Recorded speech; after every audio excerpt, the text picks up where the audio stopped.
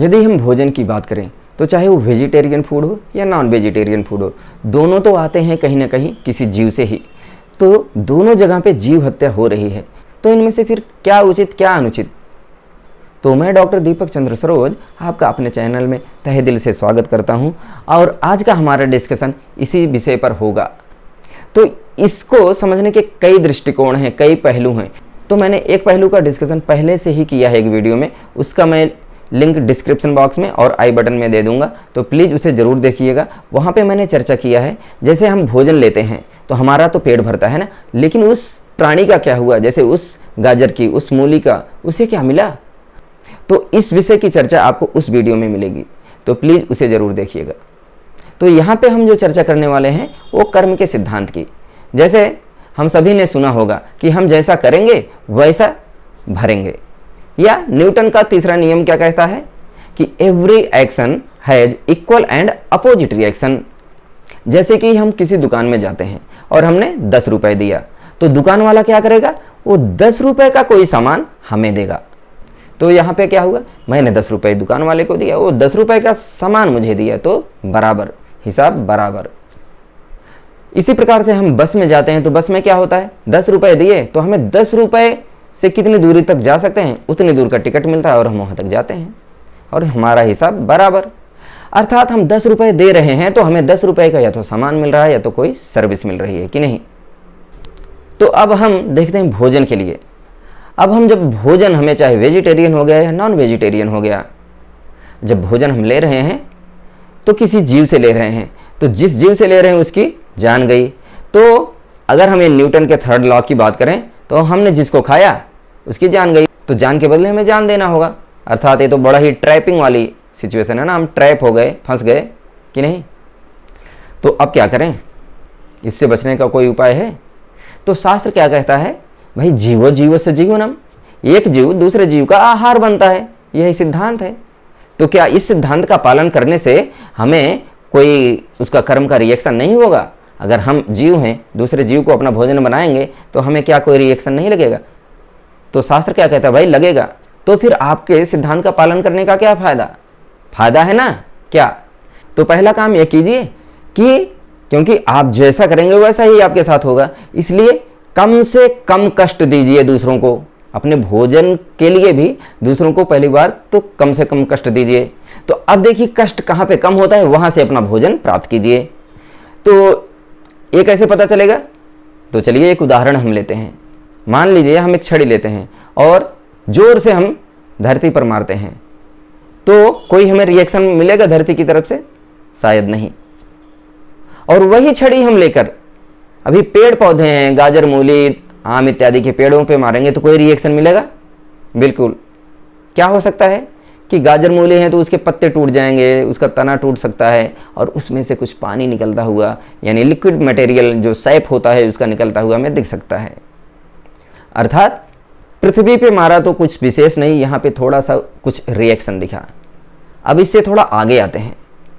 अगर हम किसी पशु पक्षी को मारते हैं, मान लीजिए कुत्ते बिल्ली को मार दिया, मुर्गी को मारा उसी डंडे से, तो क्या होगा? वो चिल्लाते हुए भागेंगे। अगर कुत्ता थोड़ा खूंखार हुआ तो शायद हमें काटने के लिए भी दौड़े। अर्थात हमें और भी ज़्यादा, पेड़ पौधों की तुलना में और ज़्यादा रिएक्शन देखने को मिला। अब उसी छड़ी से हम अगर किसी मनुष्य को मारते हैं, आदमी को मारते हैं, तो क्या होगा? रिएक्शन अब उतना ही रहेगा कि और ज़्यादा बढ़ जाएगा? रिएक्शन बढ़ जाएगा, निश्चित है। अर्थात जिस जीव की चेतना जितनी अधिक विकसित होती है, उसमें किसी क्रिया का प्रतिक्रिया देने की क्षमता उतनी अधिक होती है। जैसा हमने देखा पृथ्वी से लेकर, धरती से लेकर एक मनुष्य तक छड़ी मारने के उदाहरण से। अब ऐसा ही एक कभी रिसेंट का हमें दृष्टांत याद आता है। जब द्रौपदी मुर्मू भारत की राष्ट्रपति बनती हैं तो उसके कुछ महीनों बाद कोई एक नेता टिप्पणी करते हैं कि राष्ट्रपत्नी हैं वो, तो मीडिया में कितना रिएक्शन देखने को मिला। पूरे भारत से लोग बोल रहे थे कि ऐसे अपशब्द आप कैसे बोल सकते हैं राष्ट्रपति के लिए। अर्थात वही अभी ऐसा ही कोई वाक्य किसी एक साधारण स्त्री के लिए बोला गया होता तो शायद ये इतना बड़ा मैटर नहीं बनता। अभी वो राष्ट्रपति हैं तो उनका जो प्रभाव है वो पूरे भारत पर है और पूरे विश्व में भी है कुछ ना कुछ। अर्थात जितना ज़्यादा प्रभाव उतना ज़्यादा प्रतिक्रिया, कि नहीं? बस वही सिद्धांत है कि हमें अब भोजन तो लेना है, हमें ऐसी जगह से भोजन लेने पर प्राथमिकता देना चाहिए जहां से पाप कम हो, जहां से प्रतिक्रिया आने की गुंजाइश कम हो। इसलिए हम शास्त्रों में देखते हैं कुछ लोग केवल गिरे हुए पत्तों पर या जल पर या मिट्टी खा के भी तपस्या करने वाले लोग हैं।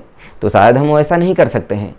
तो जितना कम कष्ट देकर हम किसी जीव से भोजन प्राप्त कर सकते हैं वो वाला ऑप्शन हमें पहले चुनना चाहिए। तो इसमें क्या होगा कि वनस्पतियाँ आ जाती हैं, क्योंकि रिएक्शन हमें वहाँ पे कम देखने को मिला, अर्थात चेतना का प्रभाव कम था। तो क्या इससे हमें रिएक्शन नहीं मिलेगा? रिएक्शन तो मिलेगा, लेकिन प्रतिक्रिया कम होगी। अब बात तो हो गई, प्रतिक्रिया आपने कम करने की तो बात कर दी प्रभु, लेकिन बात तो ये है कि फंसेंगे तो अभी भी ना, बिल्कुल फंसेंगे। उससे भी कोई बचने का उपाय है क्या? हम तो पूरी तरीके से बचना चाहते हैं प्रभु, क्या कोई उपाय है? बिल्कुल है। आप जानना चाहोगे? है, उसका भी उपाय है। क्या है उपाय? तो उपाय 3 अध्याय के 13वें श्लोक में भगवत गीता में भगवान बताते हैं, यज्ञशिष्टाशिनः संतो मुच्यन्ते सर्वकिल्बिषैः भुंजते ते त्वघं पापा ये पचन्ते आत्मकारणात्। अर्थात यज्ञशिष्टा, यज्ञ का अवशिष्ट, अशिनः खाते हैं कौन? संतः, संत जन। फिर क्या होता है? मुच्यन्ते, वो मुक्त हो जाते हैं। किससे? सर्वकिल्बिषैः, सारे पापों से। और दूसरी लाइन में क्या बता रहे हैं? भुंजते ते त्वघं पापा ये पचन्ते आत्मकारणात्, कि जो लोग अपनी आत्मसंतुष्टि, आत्मकारणात्, अपनी आत्मसंतुष्टि के लिए भोजन करते हैं और यज्ञ में अर्पित नहीं करते हैं, तो क्या होता है? वो पाप खाते हैं। तो प्रभु यज्ञ में अर्पित करके ही भोजन लेना है। बिल्कुल हाँ। तो यज्ञ में क्या हम अर्पित कर सकते हैं? जो भी चाहे, फल फूल पत्ते या अंडा चिकन, जो भी इच्छा हो। नहीं नहीं नहीं नहीं, मैं सब कुछ नहीं स्वीकार करूंगा। तो आप क्या स्वीकार करते हैं प्रभु, थोड़ा बताइए। बिल्कुल 9वें अध्याय के 26वें श्लोक में चलिए, वहां पे मैंने बताया है क्या? पत्रम पुष्पम फलम तोयम यो मे भक्त्या प्रयच्छति तदहम भक्ति उपहृतम अश्नामि प्रयतात्मनः।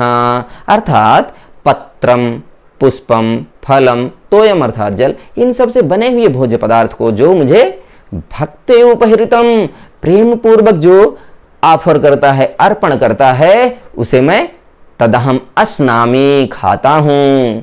इस प्रकार से क्या होता है? जब मैं स्वीकार करता हूं तो मेरा उच्छिष्ट जो लेता है उसको सारे पापों से मैं निवृत्त कर देता हूं, मुक्त कर देता हूं। तो पहली बात तो ये बता रहे हैं कि हमें दूसरों को कम से कम कष्ट पहुंचाना है अपना जीवन यापन करने के लिए। ऐसा तो अन्य जीव भी क्या करते हैं, उनके लिए जो कुछ खाने को बना है वो खाए और चल पड़े। लेकिन हम मनुष्य हैं, हम हायर इंटेलिजेंस वाले प्राणी हैं। तो हायर इंटेलिजेंट क्या है भाई? हायर इंटेलिजेंस ये है कि हम ये जो दूसरे जीवों को कष्ट दे रहे हैं उससे भी बच सकते हैं।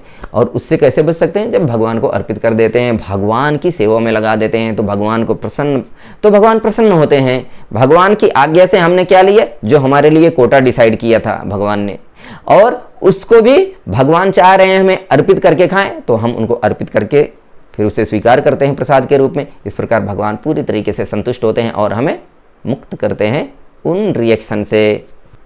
तो आपको ये वीडियो कैसे लगी प्लीज़ कमेंट करके ज़रूर बताइए, और यदि अच्छी लगी हो ये वीडियो तो वीडियो को लाइक कीजिए और इसे अपने दोस्तों के साथ शेयर कीजिए।